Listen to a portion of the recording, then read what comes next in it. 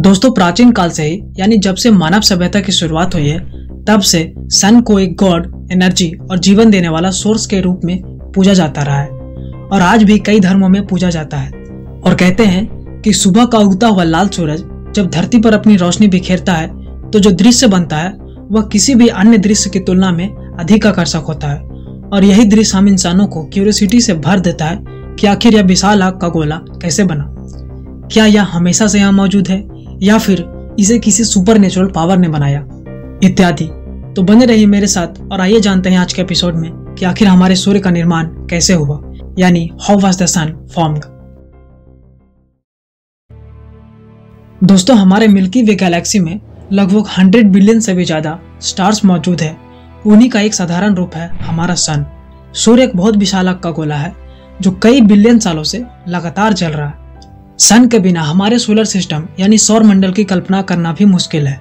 सन के चारों तरफ ही हमारा पूरा सोलर सिस्टम बना हुआ है और सूर्य की वजह से ही हमारी धरती पे जीवन संभव हो पाता है। सन हमारे अर्थ से लगभग 150 मिलियन किलोमीटर दूर है और इसका डायमीटर लगभग 1.4 मिलियन किलोमीटर के बराबर है।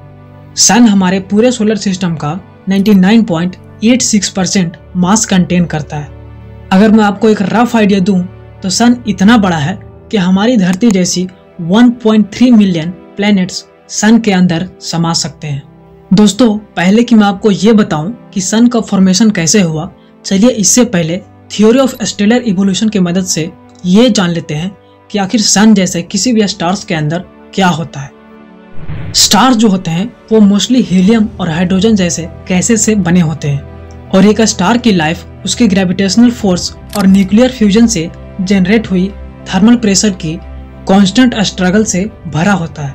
फॉर एग्जांपल, अगर आप एक इन्फ्लेटेड यानी फूले हुए बैलून को लेते हैं तो आप पाएंगे कि बैलून इसलिए इन्फ्लेटेड रहता है क्योंकि बाहर का एक्सटर्नल एयर प्रेशर जब बैलून को क्रश करने यानी दबाने की कोशिश करता है तो बैलून के अंदर मौजूद इंटरनल एयर प्रेशर उसे बैलेंस कर लेता है और इस तरह बैलून इन्फ्लेटेड रहता है।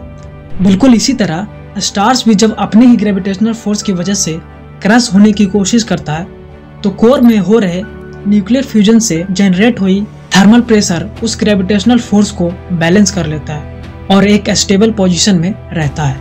दोस्तों, स्टार्स जो होते हैं वो नेचुरल फ्यूजन रिएक्टर की तरह काम करते हैं। मतलब इनके पास जो भी हीट और लाइट के फॉर्म में एनर्जी निकलती है वो इनके कोर में हो रहे न्यूक्लियर फ्यूजन की वजह से निकलती है, जहां लगभग 7 मिलियन डिग्री केल्विन से भी ज्यादा टेम्परेचर के अंदर हाइड्रोजन जैसे लाइटर न्यूक्लियाई आपस में मिलकर हीलियम जैसे हैवियर एलिमेंट्स का निर्माण करते हैं। यहाँ एक बात जो नोटिस करने वाली है वो ये है कि इस प्रोसेस के दौरान जो फ्यूज्ड न्यूक्लियाई का मास होता है वो कंबाइंड न्यूक्लियाई के मास से कम होता है, क्योंकि यही वो मास होता है जो हीट और लाइट एनर्जी के फॉर्म में कन्वर्ट हो जाता है। अब आपको एक बेसिक आइडिया लग गया होगा कि सन जैसे किसी भी स्टार्स के अंदर क्या होता है। तो चलिए वापस आते हैं कहानी पर कि आखिर हमारे सन का फॉर्मेशन कैसे हुआ। दोस्तों, सालों की इन्वेस्टिगेशन और रिसर्च से प्राप्त सन के बारे में अभी तक की जो भी करंट थ्योरीज मौजूद है उसके अनुसार कहानी की शुरुआत होती है आज से लगभग 4.6 बिलियन साल पहले, जब एक बहुत विशाल मॉलिक्यूलर क्लाउड जो कि मोस्टली हाइड्रोजन और हीलियम जैसे गैसेस और पास्ट में डेड हुए स्टार्स के रेमिनेंट्स यानी अवशेषों से बना था, जिसे सोलर नेबुला भी कहा जाता है, वो अपनी ही ग्रेविटी के कारण कोलैप्स करने लगता है यानी ढहने लगता है। और ऐसा प्रेडिक्ट किया जाता है कि इस कोलैप्स की शुरुआत पास के किसी सुपरनोवा एक्सप्लोजन की शॉक वेव से हुई होगी या फिर कोई ऐसा इवेंट जो कि हाई एनर्जी गिविंग आउटपुट रहा होगा।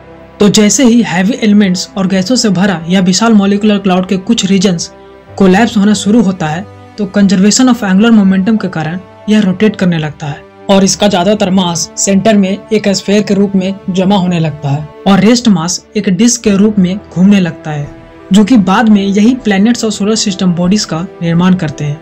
जब रेस्ट मास सेंटर में जमा हो जाता है तो यह अपनी ही ग्रेविटी के कारण कंप्रेस होने लगता है, जिसकी वजह से प्रेशर इंक्रीज होने लगता है और धीरे धीरे हीट अप होना शुरू हो जाता है और gravitational potential energy thermal energy में कन्वर्ट होना शुरू हो जाता है। जैसे जैसे समय बीतता है तो यह और भी डेंसर और हॉटर होता जाता है और कुछ समय बाद यह एक स्फेरिकल इनर कोर के रूप में तब्दील हो जाता है और यही था हमारा बेबी सन जिसे हम लोग प्रोटोस्टार भी कहते हैं।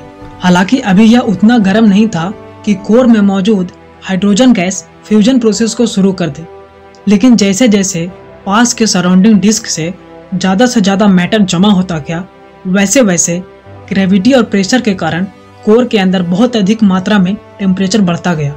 और जैसे ही इस प्रोटोसन का टेम्परेचर 7 मिलियन डिग्री केल्विन के बैरियर को क्रॉस किया, तो कोर में मौजूद हाइड्रोजन न्यूक्लियाई आपस में फ्यूज होकर हीलियम न्यूक्लियाई बनाने लगे। और यही वो पॉइंट था जहां सन के अंदर न्यूक्लियर फ्यूजन की शुरुआत होती है, जो कई बिलियन सालों से हमारे सन के पास मौजूद फेनोमिनल हीट और लाइट एनर्जी का सोर्स है। और यही से हमारा सन एक प्रोटोस्टार से स्टार में बदल जाता है। जब सन के अंदर न्यूक्लियर फ्यूजन प्रोसेस शुरू हो गया, तो न्यूक्लियर फ्यूजन के वजह से जनरेट हुई थर्मल प्रेशर ग्रेविटेशनल प्रेशर को इफेक्टिवली न्यूट्रलाइज करना शुरू कर दिया। और इसी स्टेट को हाइड्रोस्टैटिक इक्विलिब्रियम कहा जाता है। स्टार के इसी फेज को मेन सीक्वेंस कहते हैं, और एक स्टार अपनी लाइफ का मेजर पार्ट इसी फेज में गुजारता है। तो इस तरह पुराने तारों का अवशेषों और गैसों के विशाल मॉलिक्यूलर क्लाउड से हमारे सन का जन्म हुआ, और डिस्क के रूप में घूमता हुआ मैटर से बाकी सोलर सिस्टम बॉडीज का निर्माण हुआ, जिसे आज हम अलग अलग नामों से जानते हैं। दोस्तों, हमारा सन भी एक दिन बाकी स्टार्स की तरह अपनी सारी न्यूक्लियर फ्यूल को समाप्त कर देगा। सन के कोर में मौजूद सारे हाइड्रोजन गैस खत्म हो जाएंगे और हमारे सन का इंड होना शुरू हो जाएगा। जब सन मरना शुरू होगा तो यह एक रेड जायंट में बदल जाएगा, और यह इतना बड़ा हो जाएगा कि मरकरी और वीनस को निगल जाएगा, और शायद हमारे अर्थ को भी। साइंटिस्ट बताते हैं कि सन अपने लाइफ टाइम का आधा से थोड़ा कम यानी लगभग 4.6 बिलियन साल गुजार चुका है, और लगभग 5 बिलियन साल और बाकी है। जब 5 बिलियन साल और बीत जाएंगे तो यह रेड जायंट बनने के बाद अपनी ही ग्रेविटी के कारण कंप्रेस होकर एक व्हाइट ड्वार्फ बन जाएगा। तो दोस्तों, आज के एपिसोड में इतना ही। तो मिलते हैं किसी अगले वीडियो में। अगर वीडियो पसंद आया हो तो एक लाइक जरूर करें, और ऐसे ही इन्फॉर्मेटिव वीडियोस के लिए चैनल को सब्सक्राइब जरूर करें।